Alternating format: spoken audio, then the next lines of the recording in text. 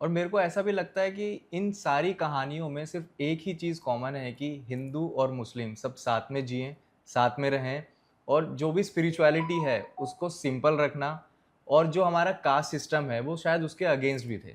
हाँ, कबीरदास जी के साथ अब आप देखो, कबीरदास जी जिन धर्मों के खिलाफ लगातार बोलते रहे या उनका एकीकरण करने का प्रयास करते रहे, उनके जीवन में दोनों धर्म हैं, हुँ। दोनों धर्म हैं। भाई हिंदू घर में जन्म लिया कथा के अनुसार, और मुस्लिम लोगों ने उनका पालन पोषण किया। जुलाहा एक मुस्लिम समुदाय के अंतर्गत की ही जाति मानी जाती है। जुलाहा जो जो वस्त्र बुनने का काम करते हैं, सूत जी। कातने का काम करते हैं, उनको जुलाहा कहा जाता था। जैसे मुसलमानों में सैयद पठान के बाद जुलाहा को माना जाता है।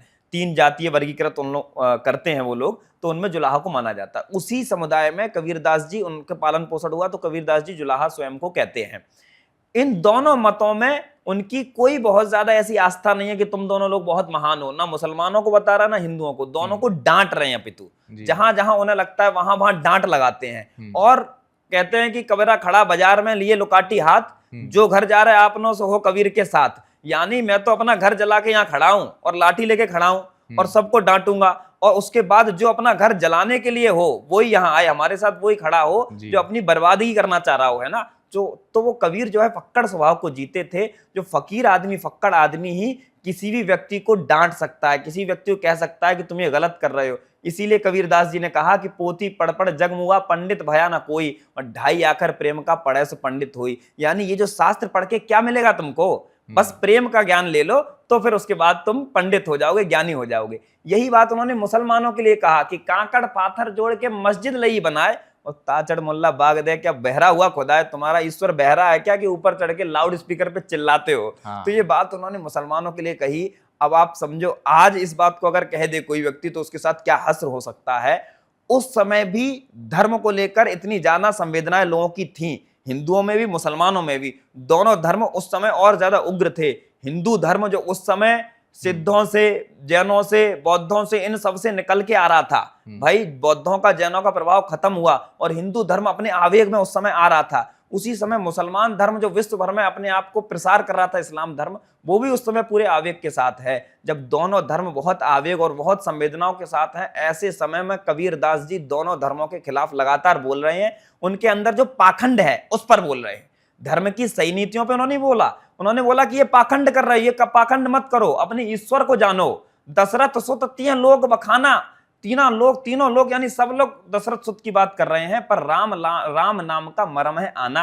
यानी राम नाम का मर्म तुम लोग नहीं जानते हो, केवल दशरथ सुत की बात करते हो। तो ऐसी बात है, कबीरदास जी दोनों धर्मों के खिलाफ लगातार बोलते रहे कि तुम लोग इस पाखंड को बंद करो। तो वो पाखंड के खिलाफ थे, वो इन अनैतिकताओं के खिलाफ थे, वो किसी धर्म के खिलाफ नहीं थे। धर्म के पाखंड के विरोध में कबीरदास जी रहे हमेशा। और उनकी अपब्रिंगिंग और उनका पारंपरिक जीवन उनकी सोच को कैसे शेप करता है?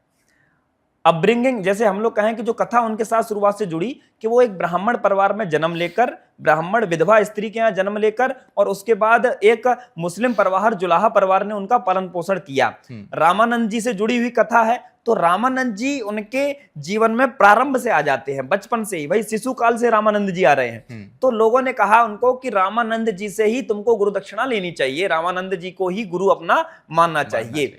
ये बात जब लोगों ने उनसे कही, और एक जगह उन्होंने, नाभादास जी ने जो ग्रंथ लिखा भक्तिमाल, जिसमें 200 भक्त कवियों का वर्णन किया भक्तिमाल में, तो भक्तिमाल में नाभादास जी ने कहा कि उनको आकाशवाणी हुई। सब लोगों ने अलग अलग बताया, किसी ने बताया कि आकाशवाणी हुई, किसी ने कहा कि उन्होंने खुद से सोच लिया। ठीक है, तो उनको ये बात पता चल गई कि हमें गुरु रामानंद को ही बनाना है। तो रामानंद को गुरु कैसे बनाए भाई? रामानंद किसी जुलाहा को गुरु, अपना चेला शिष्य नहीं बनाएंगे। तो फिर इन्हें एक उक्ति सूझी, बनारस में आकाशवाणी हुई कि बनारस में रामानंद जी नियमित रूप से गंगा स्नान करते हैं। तो गंगा स्नान करते समय जब वो रामानंद जी स्नान करके लौटे तो ये घाट पर ही लेट गए थे, वहीं लेटे हुए थे, और अचानक से उनका पैर कबीरदास पे पड़ गया। तो जैसे ही पैर पड़ा तो वो एकदम से पीछे हुए, अरे राम राम राम, ये निकल गया, और ये बात उनके मुंह से निकली और रामानंद जी वहां से आगे निकल गए। कबीरदास जी ने उसी राम नाम को ही अपना गुरु मंत्र मान लिया और राम राम नाम हमेशा लेते रहे। जब कबीरदास जी राम नाम बार बार लेते रहे और सब जगह उनकी प्रसिद्धि हो गई, सब लोग जानने लगे कि एक मुसलमान है और जो इतना ज्यादा राम नाम की भक्ति करता है, राम का नाम हमेशा लेता रहता है, सब जगह प्रसिद्धि हो गई। वो लोगों को ये भी बताने लगे कि रामानंद मेरे गुरु हैं। तो ये बात रामानंद तक भी पहुंच गई। रामानंद ने कहा कि मैं तो ऐसे किसी व्यक्ति को जानता नहीं, ये कौन है जो मुझे अपना गुरु बता रहा है, ये कह रहा है कि मैं मेरा शिष्य है, ये मैं तो ऐसे किसी शिष्य को जानता नहीं कि ऐसा कोई मेरा शिष्य है। तो उन्होंने कबीरदास को बुलाया और कथा जो कहती है, जो नाभादास जी ने लिखी, उसमें उन्होंने बीच में पर्दा कर लिया और पर्दे के इस तरफ रामानंद जी हैं, उस तरफ कबीरदास हैं, क्योंकि अभी तक रामानंद जी उनको शिष्य नहीं मान रहे। तो उन्होंने उससे पूछा कि तुम कैसे मान सकते हो, कैसे कह सकते हो कि तुम मेरे शिष्य हो, क्यों तुमने अपने आप को मेरा शिष्य मान लिया, मैंने तो तुम्हें कभी कोई गुरु मंत्र दिया नहीं। तो उन्होंने कबीरदास जी ने कथा ध्यान दिलवाई कि गुरु भूल गए यार, गुरु जो कथा वहां हुई थी, जब मैं वहां पे आपके चरणों में पड़ा हुआ था और आप गंगा स्नान से लौट रहे थे, तब आपने राम राम 2 बार कहा, वो राम आपने गुरु मंत्र ही तो दिया था। तो सन्न रह गए रामानंद जी कि भाई ये तो राम नाम को उस समय से अभी तक ऐसे धारण किए हुए है और इसको तत्व पता चल गया कि राम नाम ही मूल चीज है। तो रामानंद जी ने फिर पर्दा हटाया और अपने हृदय से लगा लिया कि तुम मेरे सच्चे शिष्य हो, इस राम नाम का प्रसार और ज्यादा करो।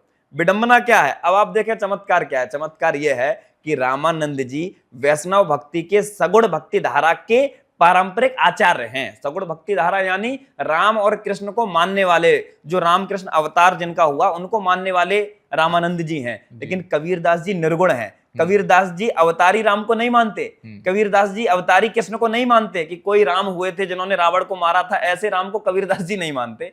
कबीरदास जी राम शब्द का प्रयोग करते हैं परमात्मा के लिए, जो निर्गुण भक्त मानते हैं। निर्गुण लोगों का मत क्या होता है कि एक राम है, एक परम तत्व है, उसको वो राम कह लेते हैं, ब्रह्म कह लेते हैं, उसको परमात्मा कहते हैं, कुछ भी कहो, वो कहते हैं एक एनर्जी है, एक परम तत्व है जो हम सबकी रक्षा कर रहा है, हम सबको पालन पोषण कर रहा है, वो एक तत्व है। वो लोग किसी अवतार में भरोसा नहीं करते, जो निर्गुण मान्यता वाले लोग हैं। लेकिन इनके गुरु अवतार में भरोसा करने वाले हैं और ये जो शिष्य हैं उनका अवतार से कोई लेना देना नहीं है। तो ये बड़ी आश्चर्यचकित और चमत्कारिक बात है, आनंद देने वाली बात है।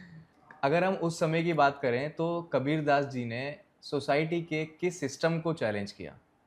जैसे कबीरदास जी अपने सामने कुछ भी गलत देखते थे उसके खिलाफ बोलते थे। वो कोई भी बात हो सकती है ना। तू कहता है कागज लेखी, मैं कहता हूं आंखन देखी। कबीर की पंक्ति कि मैं आंखों देखा कहता हूं, मेरा कागज लेखी से कोई मतलब नहीं है। तभी तो उन्होंने कहा कि मस कागज छुई नहीं, कलम गही नहीं हाथ। मैंने कभी कागज कलम नहीं छुआ, कबीरदास जी कहते हैं। तो वो कह रहे हैं कि मैंने अनुभव से अपनी सारी बातें बताई हैं। वो जो बातें सामने देखते हैं उस समय के समाज में जो घटित हो रहा है उसके खिलाफ मुखरता से बोलते हैं, उसके खिलाफ मुखरता से बोलते हैं। वो जाति की बात हो, वो धर्म की बात हो, वो महिलाओं के खिलाफ।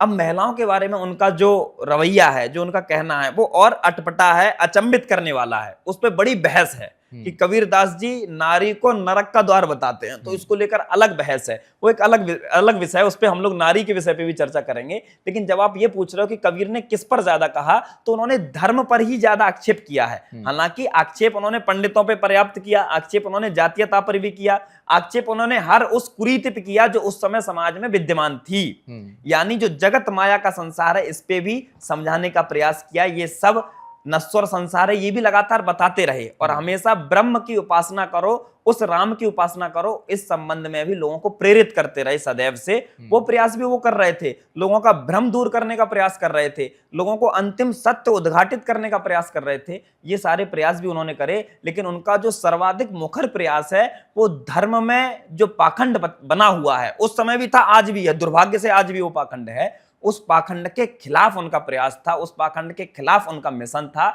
इसीलिए आचार्यों ने कहा कि कबीर कवि नहीं है, समाज सुधारक हैं। लेकिन मैं बात पलट कर कहना चाहूंगा कि कबीर जो है कवि ही प्राथमिक रूप से हैं, समाज सुधारक बाद में है। क्योंकि कवि जो होगा वो ही मुखरता से समाज की कुरीतियों को सामने ला सकता है। तो कबीर प्राथमिक रूप से कवि हैं, इसलिए वो समाज को सुधारने